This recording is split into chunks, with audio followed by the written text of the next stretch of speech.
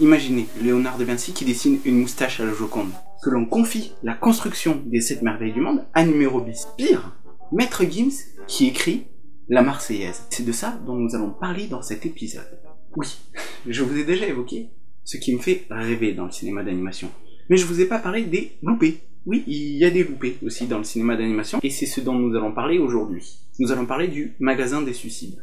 Alors, je n'ai pas lu le roman, donc tous les éléments que je vais évoquer par rapport au scénario, ça sera uniquement par rapport au film. Et il y en a des choses à dire. On va commencer par ce qui est bien, l'introduction. On commence par une musique, et j'aime beaucoup cette manière dont le film amène la musique de manière diégétique. Je vous rappelle, pour ceux qui l'ignoraient, ce qu'est la diégèse. La diégèse, c'est ce qui est à l'intérieur de l'histoire. Et en passant cette musique au tourne-disque, il y a de la joie, devient une musique diégétique. Ok, elle peut pas suivre le pigeon. Continuons. Si je vous fais un petit pitch rapide, comme ça.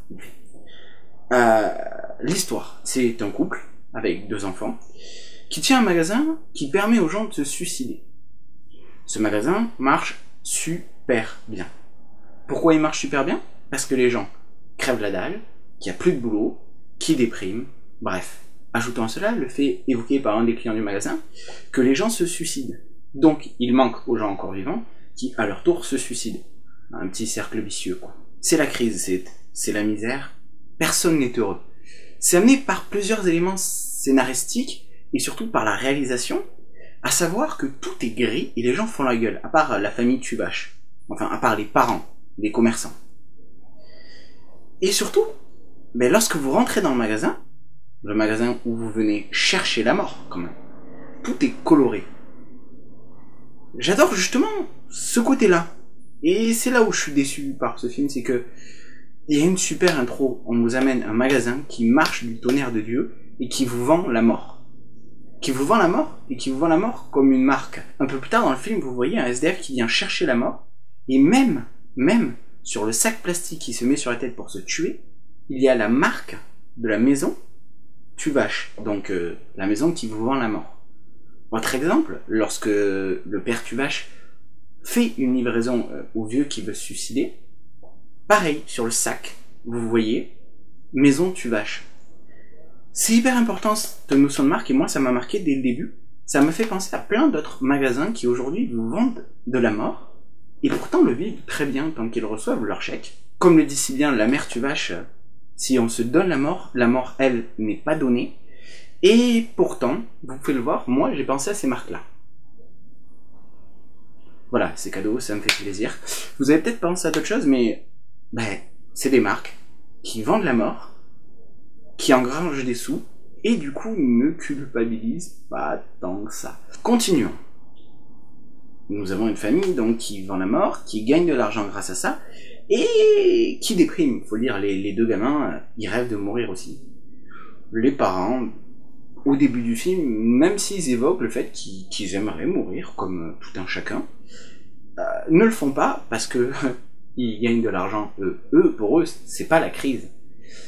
Et donc, leur magasin tourne, leur famille est en vie. Pourquoi voudraient-ils se suicider?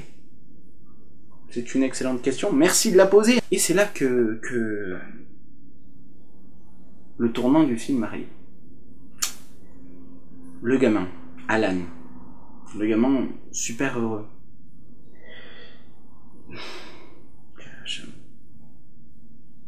Comment vous dire? Non, je suis pas convaincu par ce personnage. Pour plusieurs raisons. Il est heureux, c'est super. Mais son père veut le tuer. Son père veut le tuer. C'est un fait. Je passe le moment où il est bébé, où bon, il cherche à masquer ses émotions. Son père veut le tuer en le faisant fumer. Voilà. Son père veut le tuer. Il le fantasme même, puisque vous vous rappellerez le passage à côté des clôtures après que Alan ait fait semblant de jouer aux billes. Il rêve de le tuer, il rêve de l'étrangler, le balancer par-dessus la barricade et ne plus jamais le voir. Ce père-là, il veut le tuer. Alan s'en aperçoit lorsque un ami à lui apprend que fumer, ça ne donne pas la bonne santé. Nous, ça nous semble évident. Alan a 8 ans, ça peut se comprendre. Personnellement, je sais pas vous, hein, mais personnellement, on m'apprend que mes parents veulent me tuer. Je sais pas trop comment je réagis, mais je suis pas en mode hey, super, comment ça va? Certes, ils montent un plan contre eux, mais si mes parents voulaient me tuer, je suis pas sûr que j'aurais cette joie de vivre. Je sais pas si je serais là en mode hey, super, mes parents veulent me tuer, YOLO!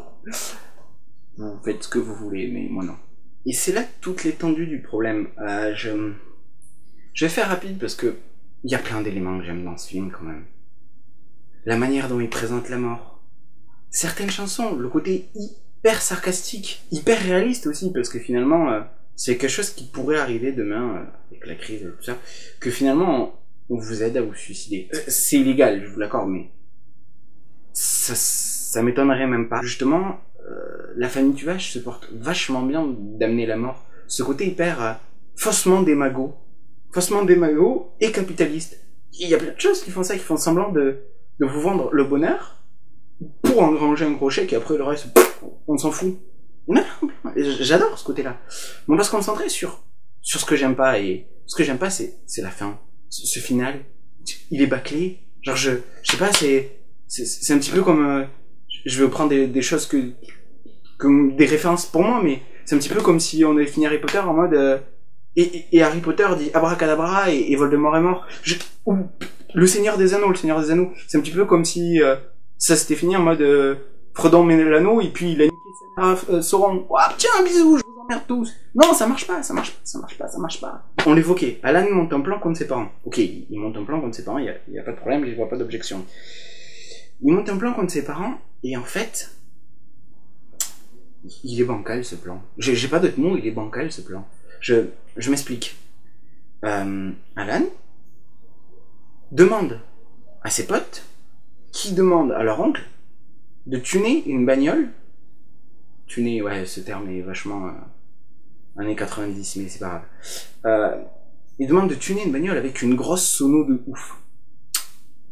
Je vous avoue, j'ai pas fait les calculs. J'aurais pu, mais j'ai pas fait les calculs. Mais déjà, revenons à la base. Il récupère la voiture et il l'amène jusqu'au magasin. Je sais pas la distance qu'il y a, mais au vu du temps qu'ils ont mis en trottinette, skateboard, j'ai pas très bien identifié leur moyen de locomotion.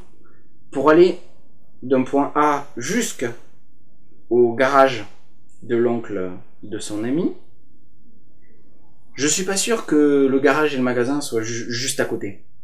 Donc tu as 4 gamins, et Alan, qui ne voit pas la route, qui amène la voiture jusque devant le magasin. Et personne leur dit rien. Je vous refais un flashback au début du film. Il y a tellement de flics dans la ville que les gens prennent des amendes s'ils tentent de se suicider sur la voie publique. Et il y a personne qui dit rien à 4 gamins qui poussent une voiture avec un autre gamin qui la conduit. Non mais ok, d'accord, bah pas de problème, on laisse tomber la logique. Sérieusement. Non mais bon, ok, admettons, ils ont de la chance, ils n'ont pas croisé les flics. Ok. Ils arrivent devant. Alan met le contact et balance la sono. Ok. La sono est super forte. Évidemment, le fait que la sono qui sorte de la voiture, tout ça, c'est pas tout à fait réaliste. Bon, ok. On passera le fait que la voiture, du haut de ses 12 volts de batterie, a pas assez de puissance pour délivrer autant de watts de sono. Mais passons, c'est pas... c'est du cinéma, on n'est pas là pour être réaliste. Bon, ok. C'est dommage, déjà. C'est dommage parce que, depuis le début, ce film a vocation à être réaliste. Du moins, pas réaliste, j'entends... qui pourrait être réel. Effectivement, un magasin de suicide n'existe pas. Mais ça pourrait. On pourrait. Techniquement, on a les moyens. Humainement, on a les moyens. Humainement, on est immoral à ce point. L'être humain est immoral à ce point. Donc, ce serait possible. Mais là, du coup, c'est la seule partie qui est pas réaliste. Genre, pourquoi? Ok, bon, mais ok, on continue, c'est pas grave. C'est pas grave, c'est le cinéma. Des fois, au cinéma, il y a des choses qui ne sont pas réalistes. C'est comme ça. C'est le jeu. Mais, là, je peux dépasser par là. La sono pète. La sono pète violent. Pète tellement violent qu'elle détruit le magasin. Elle détruit les vitres, à l'intérieur du magasin, les objets, tout. Le truc est tellement fort qu'elle pète des vitres. Que le son pète des vitres. Ok. Deux questions. Pourquoi les vitres du magasin n'ont pas pété? Pourquoi le père il s'est pas réveillé? Ok, il a des boules caisses, mais il a des boules caisses en titane ou comment ça se passe? Non mais je veux dire, des boules caisses, ok? Mais moi je dors avec des boules caisses, je peux être réveillé par mes colocs. Lui, il y a une sono qui détruit des vitres. Je vous passe le niveau en décibels pour péter des vitres, mais à mon avis, il doit être élevé. Et il se réveille pas. Il est mort. Ok, c'est pas grave. Admettons. Jusque-là, je pourrais passer ces petites incohérences scénaristiques. Ça arrive souvent au cinéma. Genre, il y a plein d'émissions qui parlent de ça. Non. C'est là où, pour moi, Non, mais non, il y a un moment, il faut dire non. La gamine tombe amoureuse d'un mec qu'elle ne connaît pas, un potentiel client du magasin, donc un mec suicidaire, qui retrouve goût à la vie en la voyant. Il tombe littéralement amoureux. Ok, l'expression de tomber amoureux, fraction de seconde, tout ça, c'est drôle. Ouais, mais non, je veux dire, le mec demande la main de la fille, il connaît pas son prénom. Y'a que moi que ça choque. Ok, au cinéma, ça arrive souvent, mais... Non, quoi, il y a un moment, essayer d'être cohérent, elle a 16 ans. Et la mère qui répond, ok, pas de problème si tu nous aides à faire le ménage. Elle vaut pas cher, ta fille. Non, mais sans déconner, genre, mes parents m'auraient troqué contre une session de ménage, j'aurais été vexé quand même. Il les aide à ranger. Le gamin s'est finalement pas fait défoncer. Elle l'a ramené dans le magasin, puis elle a découvert sa fille en train de se faire peloter, et elle a changé de sujet. Ouais, ça fait beaucoup de choses à gérer en peu de temps, mais... Le gamin a défoncé la source de revenus de ses parents. Je sais pas vous, mais moi personnellement, j'aurais défoncé la source de revenus de mes parents. Je serais potentiellement plus là pour en parler. Je pense. Ou en tout cas, j'aurais pris un sacré soufflon. Lui, ça passe. C'est propre. Voilà, le gamin, le copain de la fille a nettoyé. Il y a plus de problème. C'est propre. Comment ça, tu nous as niqué des millions? C'est pas grave, c'est propre. Sans déconner.